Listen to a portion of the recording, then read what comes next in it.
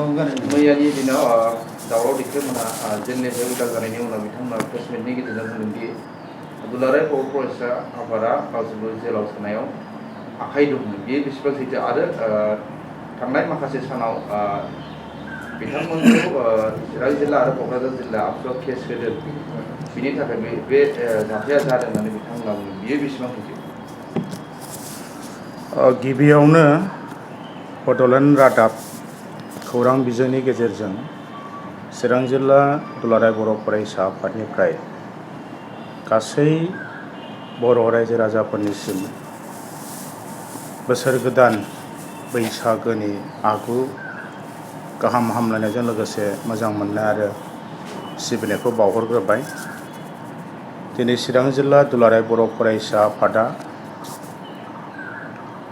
बेवहाय जों आफादनि साखाथियाव लोगो आफादगिरि सोरांसार बसुमतारी बिथां दं आरो सासेबाव लोगो आफादगिरि सुमन्त बसुमतारी बिथां आरो गासै जोंनि आफादनि जे कलिग्स ज' जानानै मोनसे बाथ्रानि सायाव जों रोखा खालामनो थाखाय दिनै जोङो खौरां मेलखौ बाहाय थि खालामनाय जादों।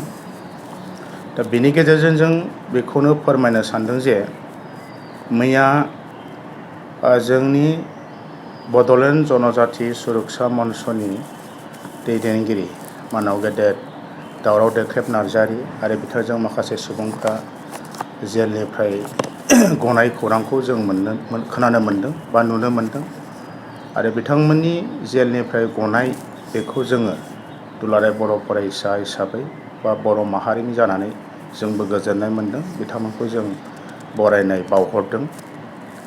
नाथाय बेजों लोगोसे दिनै चिरां जिल्ला एबसुनिफ्राय जोङो बे बाथ्राखौसो जों स्पष्ट होनो गोनां जादों जे दावराव देख्रेब बिथाङा मैया जेलनिफ्राय गखांनायनि उनाव प्रेस मिडियानि गेजेरजों बिथाङा मोनसे बाथ्राखौ रायजो राजानि गेजेराव फोसावनानै होनाय जादों जे बिथां जेल जानायनि खारना जाहैबाय चिरां जिल्ला एबसु आरो क'क्राझार जिल्ला एबसुआ गावखौ केस होनायनि थाखाय जेल जानांदों, बेबायदि बाथ्राखौ गोबां बिथाङा फोरमायदों।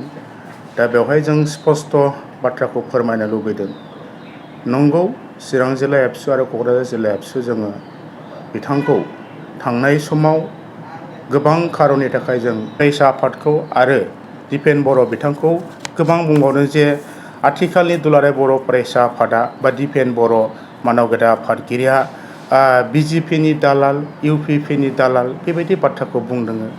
बिनि अनगायैबो आथिखालनि एबसु आरो इउपिपिएलआ गरसे थाखानिनो ओरै बिफुं हरै बिफुं होननानै बेबायदि जुक्ति गैयै बाथ्राखौ गोबाङै जोंनो एलिगेसन होनाय जादों। दा बेनिखायनो बे गासैबो थासारिखौ जों सहायनो हायैयाव बिथांनि सायाव जोङो न्याय नागिरनाय जादों आरो केसखौ होनाय जादों।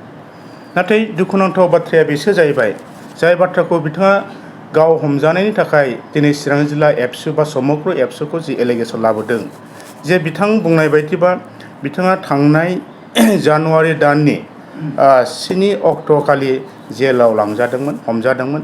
बेनिफ्राय मैया बिथाङा रिलिज जादों जेलनिफ्राय। दा बिथांनि हमजानाय आरो जोङो दुलाराय बर' फरायसा आफादनि बिथांखौ केस होनाय बियो जेबो सोमोन्दो गैया। जोंनि जि केस होनाय जाय बाथ्राफोरखौ जाय जुक्तिखौ लानानै बियो आरो नन बेलेबोलबो नङा, बे बेलेबोल सेक्सननि बियो केसखामोन। दा दिनै बिथाङा जाय केसाव जाय सेक्सनाव जेल जानांदोंमोन 3 मास, बे सेक्सना नन बेलेबोल सेक्सन आरो बिथाङा मा खारनाव बेबायदि नन बेलेबोल सेक्सनाव हमजादों, केस जादों, बिनि थाखाय जों दुलाराय बर' फरायसा आफादा बिथं भाबै जोंनाव थयथ' गैया। नाथाय दुखु नांनाया जों बेखौसो सानदों, बिनि थाखायसो जों बुंनो गोनां जादों दिनै जे गावनि जेल जानांनायनि खारना चिरां जिल्ला एबसु आरो क'क्राझार जिल्ला एबसुखौ माने गावनि खुगायाव मख'नाय बाथ्रानि सायाव जों दिनै बेनिखायनो रायजो राजाखौ जोङो स्पष्ट भाबै जोङो दिनै मिथिहोनाय जादों। जा हमनायनि बा बिथांनि जेल जानायनि खारना गोबां थानो हागौ, दिनै जों बे खारनखौ बाहाय बुंनो लुबैयाखै।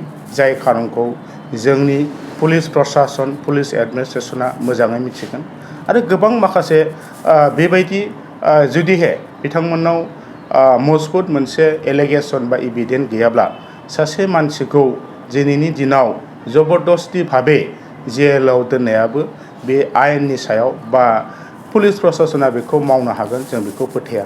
दा बेनिखायनो बिथाङा असित बाथ्राखौ रायजो राजानि सिगाङाव बुंनानै होयोबा जों जोबोद गोजोननाय मोनगौमोन। दुलाराय बर' फरायसा आफादाबो जोङो नोंथांखौ जिहेथु बर'नि सासे मावथिमोन, दुलाराय बर' फरायसा आफादनि सासे नोंथाङाबो दैदेनगिरिमोन मोनसे समाव, बे हिसाबै जों दुलाराय बर' फरायसा आफाद दिनैनि मावथिफोरा नोंथांनि सायाव जोंनि जि अननाय जि फोथायनाय बियो दङ बर' हिसाबै। नाथाय दिनै नोंथाङा गोबां खारननि थाखाय जों केसखौ होनाय जादोंमोन चिरां जिल्लानि बे धालिगाव थानायाव। जे केस होनायनि खारना बेनोमोन जे थांनाय 31 आगस्ट 2021 बे मायथाइयाव बिथाङा दुलाराय बर' फरायसा आफादनि आथिखालनि मानाव गेदेर आफादगिरि दिपेन बर' बिथांखौ ओरैबायदि मोनसे प्रेस मिट खालामनानै बिथाङा गावसिनि प्रेस रिलिज अग्रदुत बे पेपारनि गेजेरजों फोसावदोंमोन जे बे प्रेस रिलिजाव बिथांमोना जोंनि आफादगिरि बिथांखौ ओरैबायदि एलिगेसन लाबोदों जे आथिखालाव BTC ओनसोलनिफ्राय बर' नङै गामिफोरखौ माने दिहुननाय मोनसे षड़यन्त्र बा हाबाफारिखौ दुलाराय बर' फरायसाफोरा लाबाय थादों होननानै बिथाङा बुंदों। आरो बिथांखौ बुंबावदों जे BTC ओनसोलाव बा ट्राइबेल ओनसोलाव गुबुन ट्राइबेल नङै मानसिफ्रा सुबुं अनजिमाया गोबां जानायखायनो क'क्राझार लकसभा समस्तिया ट्राइबेलनि रिजार्भ बे सिटखौ दिनैहाय गुबुन ट्राइबेल नङै मानसिया खेबनै टार्म बेनि माने गोहोखौ मोननो हादों होननानै बिथाङा बुंदों।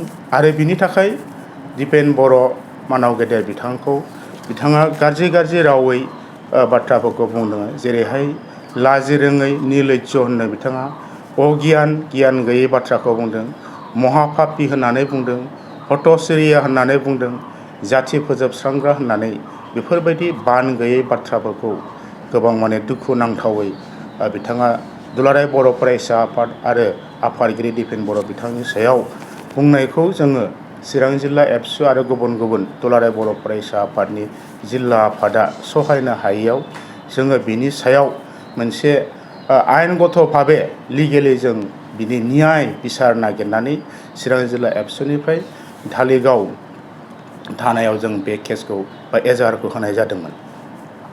दा बिनि अनगायैबो बिथाङा दुलाराय बर' फरायसा आफादखौ आरो दिपेन बर' बिथांखौ गोबां बुंबावदों जे आथिखालनि दुलाराय बर' फरायसा आफादा बा दिपेन बर' मानाव गेदेर आफादगिरिया BJPनि दालाल, UPPनि दालाल बेबायदि बाथ्राखौ बुंदों।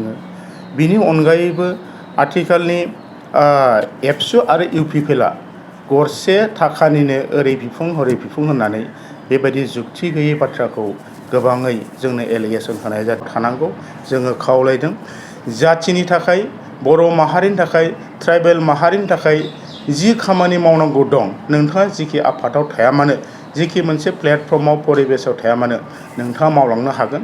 नाथाय बेबायदि मावनायनि गेजेरजों जाहाथे रावखौबो नोंथाङा मुं सुनाय बायदिसिना गाज्रि बाथ्रा बुंनाय बेखौ लाबोआ बा बे नोजोरजों नोंथाङा खामानि मावा बेखौ जोङो खावलायदों। बिनि गेजेरजों जाहाथे जोङो बर' माहारिनि गेजेराव जेब्लायबो जोंनि खौसेथि, जोंनि जि जौगाथायनि खामानि, जोंनि जि थामोनथायनि जि मोनसे नोजोर बेखौ लानानै जोङो बयबो खामानि मावलांगोन बेखौसो जों लुबैयो। दा बेनिखायनो मानगोनां दावराव देख्रेब नोंथांखौ फैबाय थानाय समाव बर' माहारिनि जोंनि गेजेराव गोजोन खौसेथि आरो जौगाथायनि थाखाय, जोंनि रैखाथिनि थाखाय, जोंनि सिनायथिनि थाखाय जाहाथे नोंथाङा जेरै हागौ मोजाङै खामानि मावलांबाय थागोन, एबसुखौ बेबायदि टारगेट खालामालासिनो बे बाथ्राखौ जोङो खावलायदों। बेनिफ्राय चिरां जिल्ला दुलाराय बर' फरायसा आफादनिफ्राय जोङो बिनिखायनो दिनै बड'लेण्ड जनजाति सुरक्षा मन्चनि दैदेनगिरि नोंथांमोनखौ जोङो खावलायदों जे फैबाय थानाय समाव जाहाथे जोंनि गेजेराव खुनु बाटे गावजों गाव बिदि भुल बुजाबुजि खालामनाय, थासारिखौ दुंहाव खालामनाय बिनि फारसे जेबो नोंथांमोना एजेन्डा बिनि फारसे जेबो मोनसे परिबेस क्रियेट खालामा जों बेखौ नोंथांमोनखौ दिनैनि बे प्रेस मिटनि गेजेरजों चिरां जिल्ला एबसुनिफ्राय जोङो खावलायहरनाय जादों। आरो जुदिहे नोंथांमोना बेबायदि एबसुनि सायाव जुदि नोजोर लाबाय थायोबा बायदिसिना जानला मोनला बाथ्राफोरखौ बुंनानै रायजो राजाफोरखौ जुदि गोनो गोथो खालामबाय थायोबा दुलाराय बर' फरायसा आफादा फैबाय थानाय समावबो नोंथांमोननि सायाव जोङो बिनि सायाव जि मोनसे आयेनगत बेबस्था बिनि जि लिगेल जि मोनसे न्याय बेखौ जोङो लाबाय थालांगोन। गणपति दुलाराय बर' फरायसा आफादा सोरनिबा बुंनायाव जोङो खर' गंग्लायनानै माखौबा जोङो फावसायनानै थागोन बे खुनु बाथ्रा नङा। दुलाराय बर' फरायसा आफादा जेब्लायबो जोनोमनिफ्राय दिनैसिम मा होनदों बर' हारिनि जाथिनि सार्थ बर' हारि रैखाथिनि थाखाय बर' हारि खौसेथिनि थाखाय बर' हारियाव बड'लेण्ड ओनसोलाव गोजोन बेखौ लाखिनायनि थाखाय दिनैहाय जोबोद माने खामानि मावबाय थानो गोनां जादों। आरो बेबायदि थासारियाव जाहाथे नोंथांमोना गोदान मोनसे हुलुस थुलुस परिबेसखौ सृष्टि खालामनो थाखाय नोंथांमोना नाजाया। खुनु मोनसे राजनिथि नोजोरजों खुनु मोनसे मा होनदों गाव गावबागाव जि सार्थ बेखौ सिगाङाव दोननानै जाहाथे बर' माहारिनि गेजेराव जोंनि समाजाव बेले बेजे मोनसे परिबेसखौ नोंथांमोना लाबोनो दा नाजा। बेनि थाखाय जों नोंथांमोनखौ खावलायदों। आरो दुलाराय बर' फरायसा आफाद चिरां जिल्लानिफ्राय बेखिनिखौ जों रायजो राजानि